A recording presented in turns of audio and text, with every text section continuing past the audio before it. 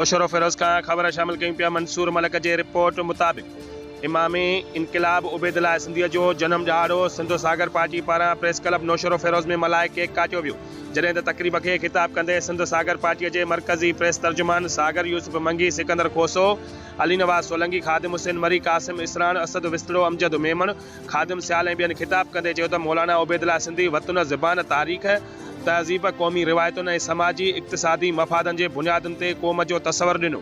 सदस जिदोजहद ऐं रेशमी रुमाल जी तहरीक तारीख़ जो हिसो आहिनि। हुननि चयो त तहरीक में उबैदुल्लाह सिंधी सूर्या बादशाह सां मुसलसल 22 ॾींहं मकीअ जे होटल जे कमरे में तहरीक खे कामयाब बणाइण लाइ गॾिजाणियूं कयूं। उबैदुल्लाह सिंधी जलावतनीअ दौरान अफ़गानिस्तान, रूस, तुर्की ऐं मके में इनक़िलाबी जिदोजहद जारी रखी।